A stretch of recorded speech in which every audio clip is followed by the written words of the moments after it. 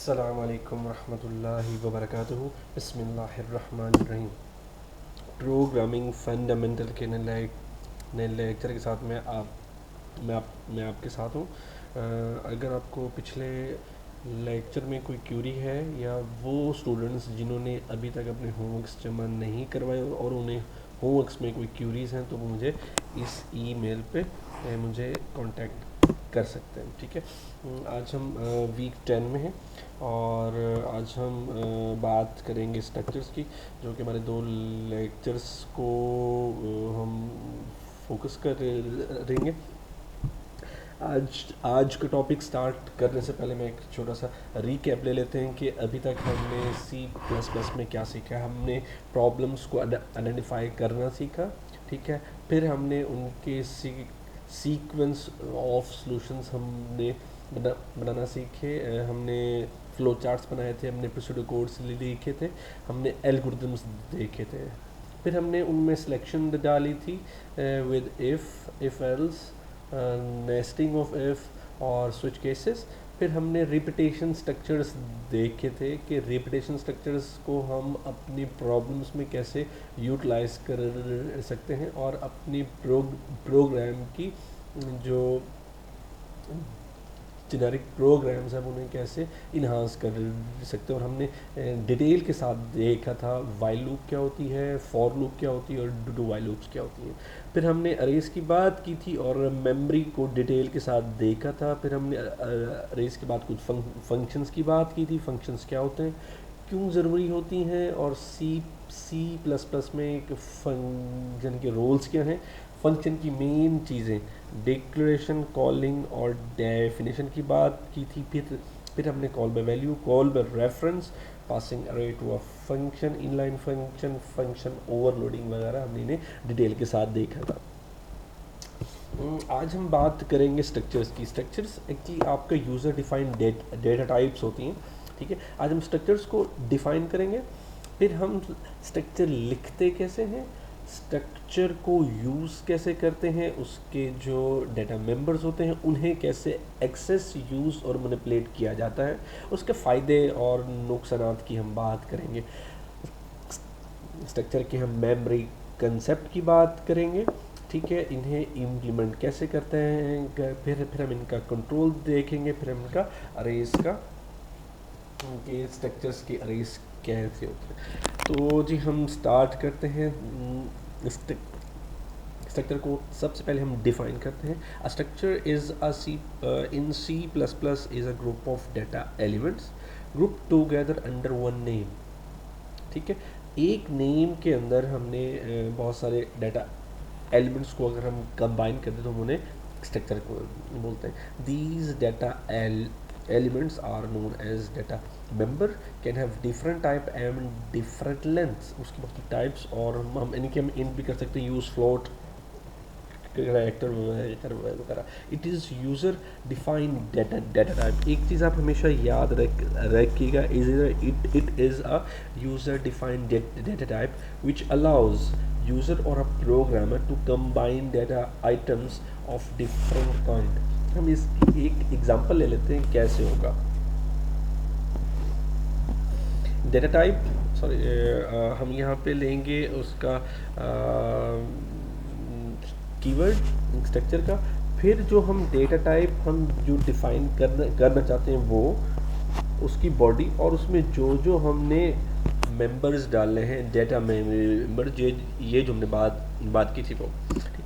अब हम इसे थोड़ा सा डिटेल के साथ देख लेते हैं। अब इसकी एक अच्छी सी डेफिनेशन या प्रॉपर डेफिनेशन देते हैं। वो क्या है, structure or a struct is a composite data type declaration that define a physical group list of variables under one name in a block of a memory, ठीक हो गया। structure variable allows different variable to be accessed via a single pointer or by the struct declared name which return the same address, ठीक है।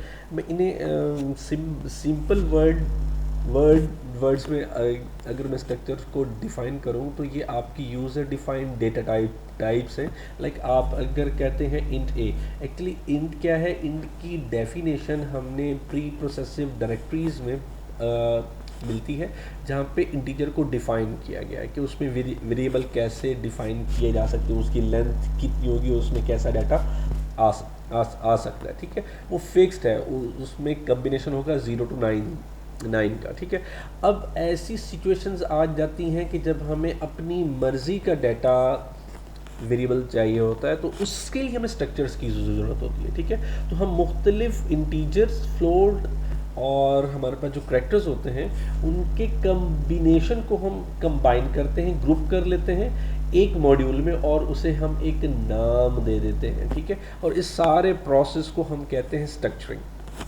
ठीक है, अब हम इसका जो मेन सिंटैक्स है वो देखते हैं। कीवर्ड स्ट्रक्ट के साथ हम शुरू करेंगे कोई भी स्ट्रक्चर बनाना। ठीक है, नेक्स्ट हम उस डेटा टाइप का या उस स्ट्रक्चर का नाम देंगे।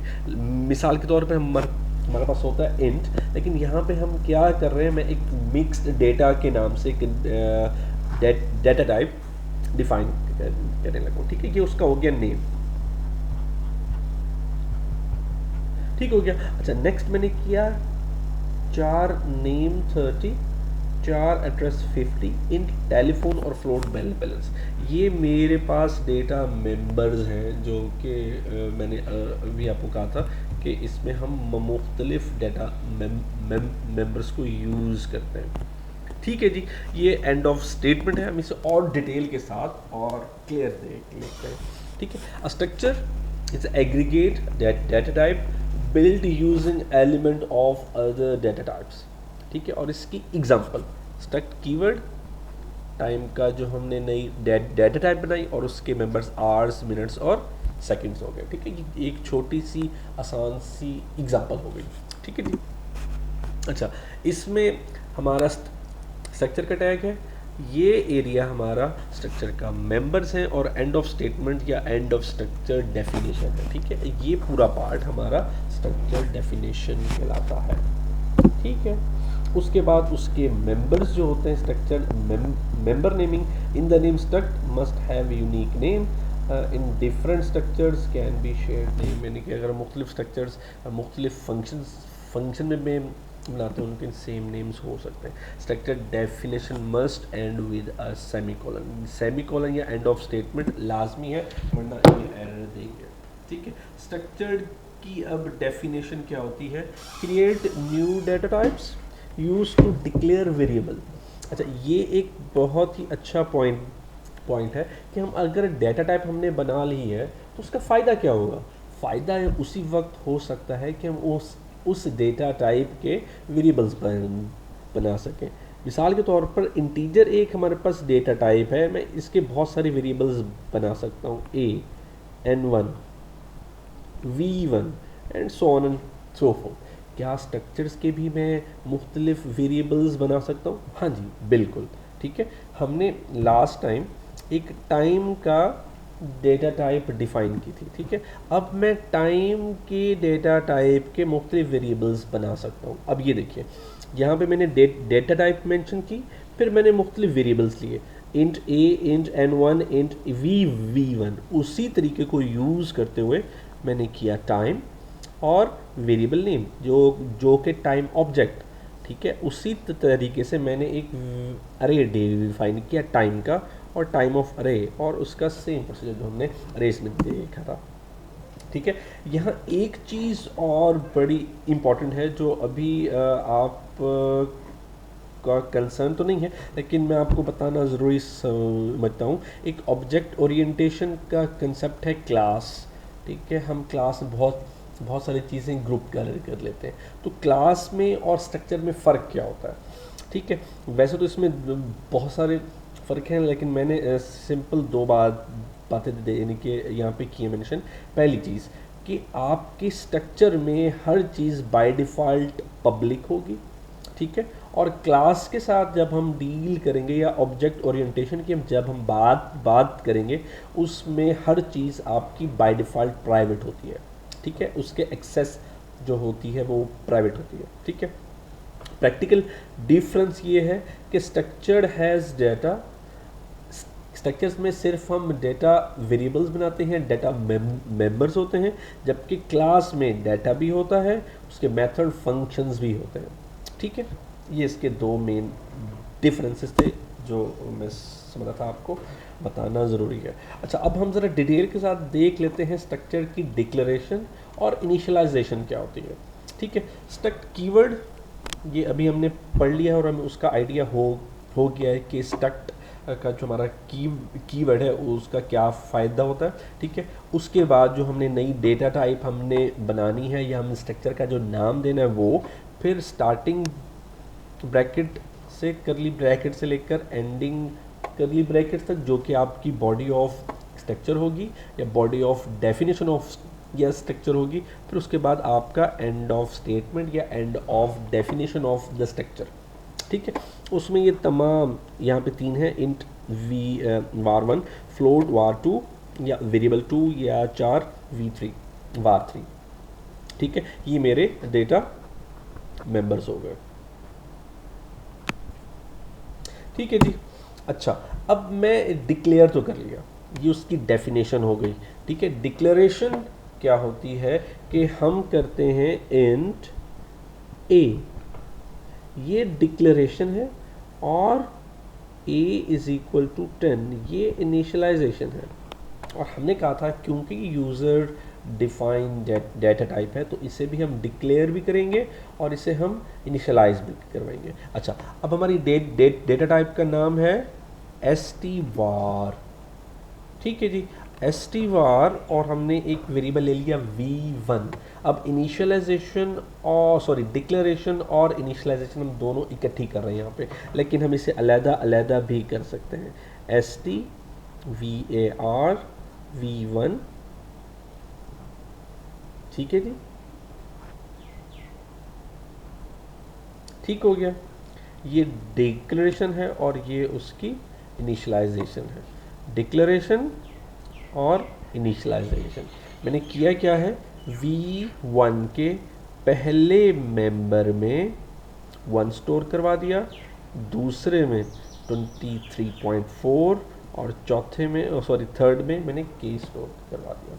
ठीक है, नेक्स्ट। अच्छा, नेक्स्ट क्या है जी, मैं इसे थोड़ा सा अरेज कर दूँ ताकि आप लोगों के लिए थोड़े सा, हाँ जी, नेक्स्ट है जी stvar v2, ये मेरी डेटा टाइप हो गई। ठीक है,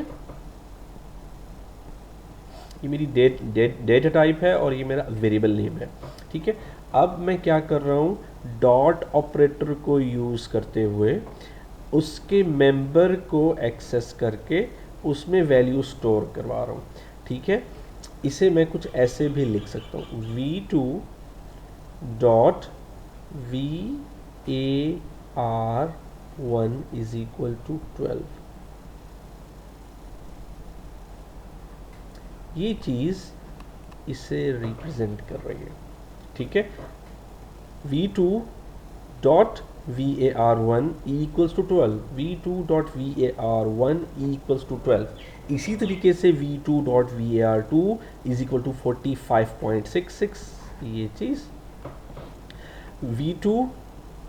v2 dot var3 is equal to n। ठीक हो गया। Next, str var v3 is equal to v2। ये सेम वैसे का वैसे कंसेप्ट है कि आपने लिया इंट a और इंट b। a में आपने इनिशलाइज कर दिया 15, उसके बाद आपने कर दिया b is equal to a। हमने जब वैल्यूज़ को स्वैप की थी तब हमने ये कंसेप्ट पढ़ा था, जब हम लोग यानी कि प्री डिफाइंड डेटा टाइप्स के वेरिएबल्स को आपस में एक दूसरे के साथ असाइन कर सकते हैं, तो बिल्कुल उसी तरीके से हम यूज़र डिफाइंड डेटा टाइप्स के जो हमारे पास वेरिएबल्स होंगे उन्हें भी आपस में हम इनिशियलाइज कर सकते हैं। अच्छा, अब होगा क्या, v3 डॉट var1 में क्या पड़ा होगा, 12। ठीक है, v3.var2 में होगा 45.66, v3.var3 में पड़ा होगा n। ठीक है, मुझे उम्मीद है आपको ये सारे जो मैंने अभी टेक्निक्स बताई हैं ये सारी की सारी समझ आ गई होंगी। ठीक है, अब हम एक्सेस कैसे करेंगे स्ट्रक्चर के मेंबर्स को या डेटा मेंबर्स को, उसके लिए हमें डॉट ऑपरेटर यूज़ करना पड़ता है। ठीक है, मेंबर एक्सेस ऑपरेटर जो ये जो हमारा है वो है dot operator for structure and class, दोनों के लिए यही होता है यूज़। लेकिन हमारा अभी क्लास के साथ कोई कंसर्न नहीं है तो हम सिर्फ अभी स्ट्रक्चर को ही देख रहे हैं। ठीक है, to get a member data member are of time object, अगर हम एक टाइम के ऑब्जेक्ट का एक डेटा मेंबर है आर, अगर हम उसे यूज़र से लेना चाहते हैं सीन को यूज़ करेंगे। ये चीज़ आपको पहले से पता है, ये चीज़ आपके लिए नहीं है, जो कि मुझे उम्मीद है कि अब आपको समझ आ गई होगी। वेरिएबल नेम डॉट ऑपरेटर और जो आपका डेटा मेंबर है वो, ठीक है, से इन करेंगे तो जो भी वैल्यू होगी वो आपका इसी में स्टोर हो जाएगी। और अगर आप कुछ प्रिंट करवाना चाहते हैं तो सेम वैसे सी आउट को यूज़ करेंगे टाइम ऑब्जेक्ट डॉट आर। ठीक है जी। अच्छा, एक और चीज़, क्या पॉइंटर्स का स्ट्रक्चर्स में हो सकता है? देखिए अभी तक हमने पॉइंटर्स को पढ़ा नहीं है डिटेल के साथ। इंशाल्लाह हमारा नेक्स्ट लेक्चर जो होगा वो हम पॉइंटर्स पे करेंगे। लेकिन हमने जब फंक्शंस की बात की थी तो हमने फंक्शन कॉल बाय रेफरेंस की जब हम बात कर रहे थे तो हमने एड्रेसेस की बात की थी। ठीक है, तो उसी को आप रिकॉल करें तो मैं आपको पॉइंटर का छोटा सा हिंट दे देता हूँ। पॉइंटर टाइप वेरिएबल्स ऐसे वेरिएबल्स होते हैं जो कि आपके वेरिएबल का जो सिर्फ और सिर्फ कोई एड्रेस होल्ड करते हैं या स्टोर करते हैं।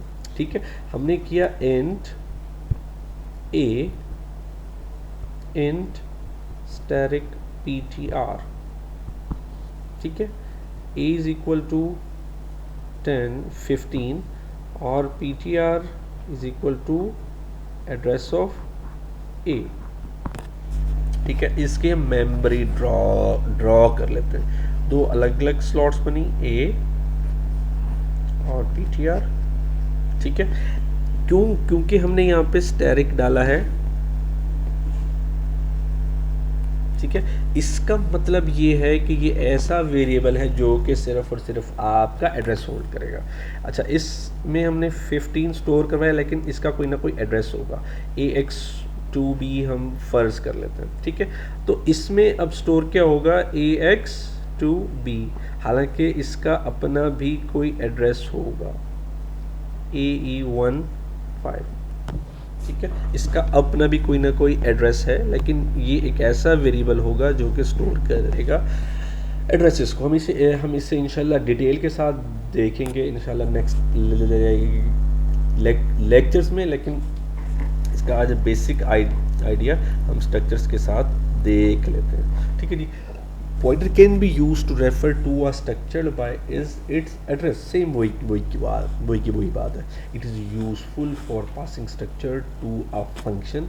The pointers can be dereferenced using the static operator। वही बात है। इसके अलावा हम pointer operator भी यूज़ कर सकते हैं। reference to the pointer to a structure, left operand and the access the value of the member of the structure या right operand। ठीक है, अब इसकी एक बड़ी अच्छी सी एग्जांपल ले लेते हैं। ठीक है, ये हमने एक स्ट्रक्चर डिफाइन कर दिया। ठीक है, टेस्ट के नाम से। अब टेस्ट का हमने एक वेरिएबल किया define, my test 1 is equal to 13 और 74। अब v1 में क्या है 13 और v2 में क्या है 74। ये बात आपको मुझे उम्मीद है क्लियर होगी, क्योंकि हमने इसे डिटेल के साथ यहाँ पे पहले से देख लिया। ठीक है जी। अच्छा, नेक्स्ट मैंने क्या किया, मैंने सेम डेटा टाइप ली, सेम स्ट्रक्चर लिया। ठीक है, और अब जो मैंने एक नया वेरिएबल डिफाइन किया है उसका मैंने नाम लिखा है माई टेस्ट 2। यहाँ पे हमने देखा, सॉरी, जब हमने फंक्शंस की बात की थी तो हम एड्रेस ऑपरेटर को यूज़ करते हुए उसमें कोई चीज़ स्टोर करवा लेते थे, ठीक है, सॉरी उसका रेफरेंस भेजते थे, ठीक है। तो यहाँ पे एड्रेस को यूज़ करने के लिए, अच्छा, पहली चीज़ कि ऐसा वेरिएबल जो कि एड्रेस होल्ड करे, मैंने स्टैटिक किया यूज़, और उसमें कोई एड्रेस आए तो वो क्या है, address operator of my test 1, इसका एड्रेस इसमें स्टोर हो जाएगा, ठीक है। अच्छा, my test 2.var is equal to 38 static के साथ, ठीक है।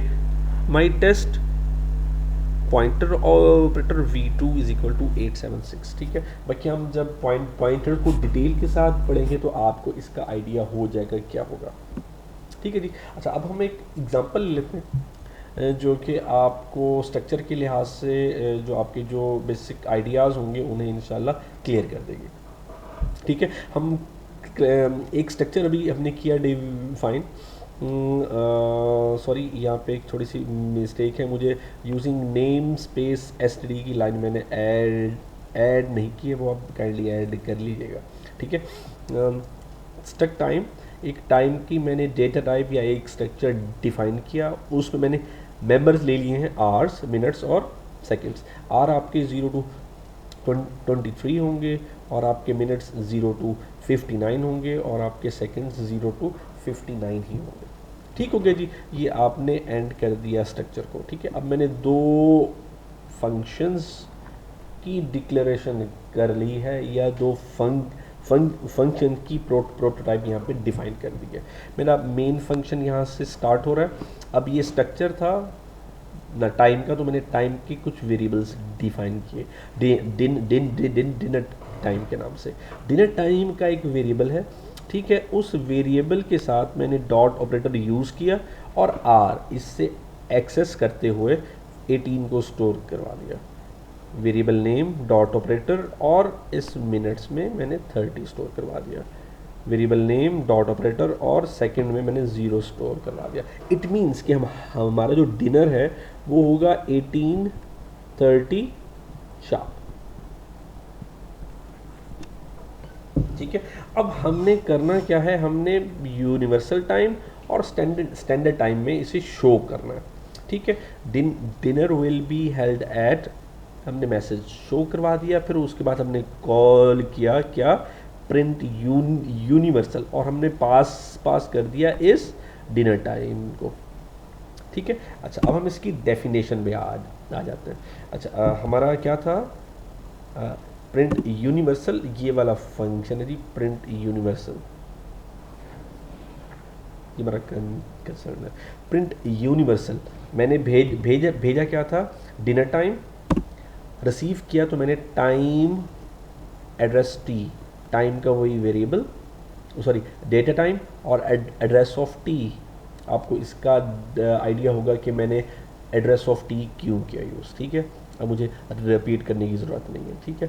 मैंने सेट विड्थ की 0, फिर सेट विड्थ की 12, each sorry T dot are, ठीक है, कॉलन सेट विड्थ की 2, टी डॉट मिनट्स, इससे मेरे आवर्स जो के थे 1800, मिनट्स जो थे वो हो गए आपके 30, ठीक है, और सेकंड्स हो गए आपके 0।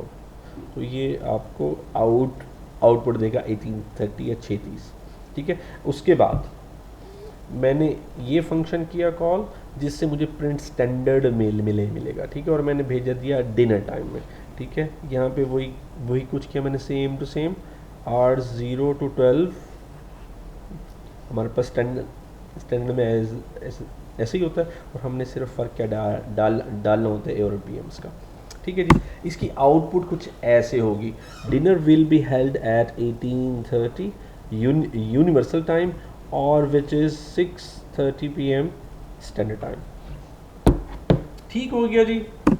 अच्छा, क्या हम अरेज ऑफ फंक्शंस कर सकते हैं? हाँ जी, बिल्कुल आप अरेज ऑफ फंक्शन कर सकते हैं। अच्छा, अब यहाँ पे मैं लेक्चर एंड करने से पहले मैं आपको कुछ कोड दिखाना चाहता हूँ कि मैंने कुछ कोड्स ली, दो कोड हैं जो कि आपको समझ आ जाएंगे, मुझे उम्मीद है।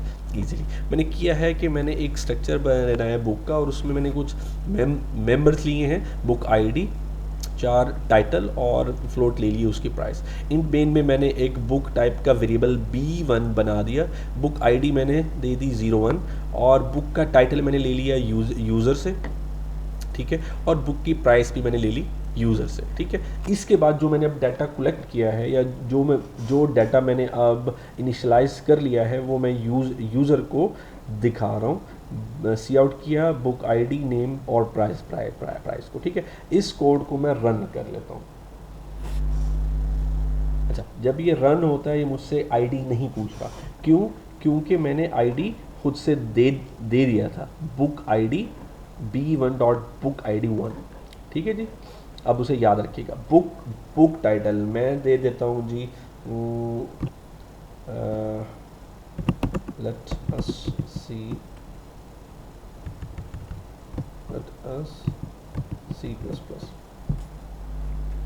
ठीक है। और बुक की प्राइस में दे देता हूँ जी 500 रुपीज़, ठीक है। अब देखें, provided data about your required book is book ID मैंने पहले से ही दे दिया था। यूनिक करने के लिए बुक का नेम है लेटर C++ और उसकी प्राइस है 500, ठीक है। अच्छा, अब एक से ज़्यादा, अब अरेज की बात कर लेते हैं।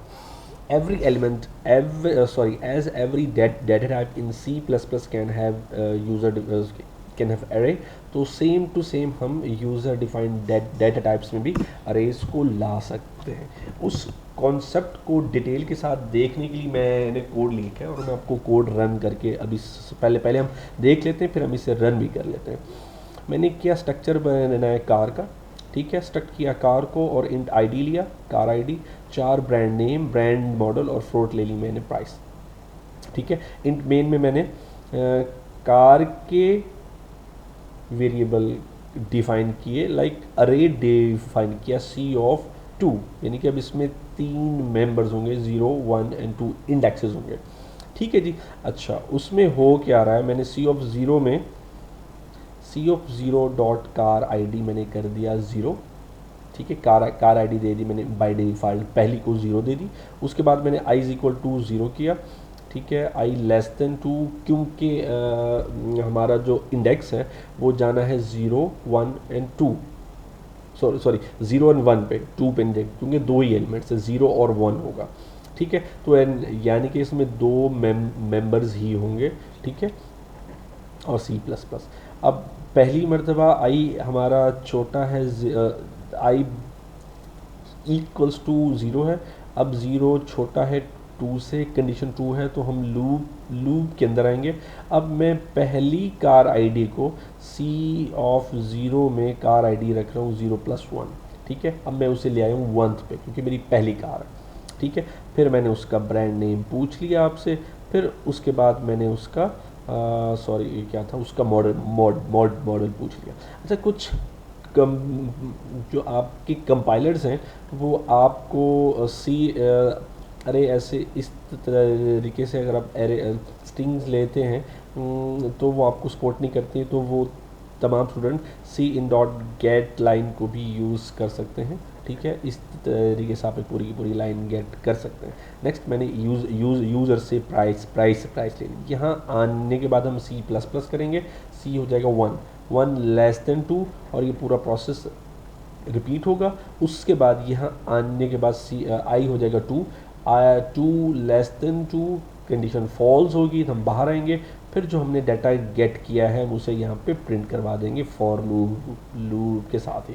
हम इसे एक दफ़ा रन कर लेते हैं और देखते हैं कि हमारी अब प्रेजेंटेशन जो है वो कैसे हो सकती है, चीज़ें काफ़ी मीनिंगफुल होना शुरू हो रही हैं, ठीक है। मैंने ब्रांड लिया जी, किया, ठीक है, और मैंने मॉडल लिया, किया मॉर्निंग, MORNING के मॉर्निंग, और मैंने उसकी प्राइस ले ली 4500, ठीक है, 0.45, ठीक है। फिर मैंने अब ब्रांड लिया होंडा और होंडा सिटी। अच्छा, उसके बाद मैंने उसकी प्राइस दे दी ऐसे जी 56, ठीक है, एक रफ से। अच्छा, उसके बाद अब क्या हुआ, मैंने किया यूर एंटर डाटा इज, ठीक है, कार आईडी है जी 1 और कार आईडी है 2, दो आईडीज आई हैं, ठीक है। कार ब्रांड इज़ किया, कार मॉडल इज़ किया मॉर्निंग और उसकी price, car brand is Honda, car model is Honda city और ये उसकी प्राइस हो गई। ठीक है जी, इससे आपको बहुत ज़्यादा आइडिया हो गया होगा कि अब हम कितनी चीज़ों को हम अपने आइडियाज़ को किस हद तक एक्सपेंड कर सकते हैं। ठीक है, आज हमने बात की स्ट्रक्चर्स की, उसके मेंबर्स की, उसे डिफ़ाइन कैसे किया जाता है, उसे इनिशियलाइज डिक्लेयर कैसे किया जाता है, उसके यूज़र डिफाइन टाइप्स क्या होती हैं, उसके कंट्रोल एक्सेस क्या होते हैं और स्ट्रक्चर फॉर एरेस क्या होते हैं।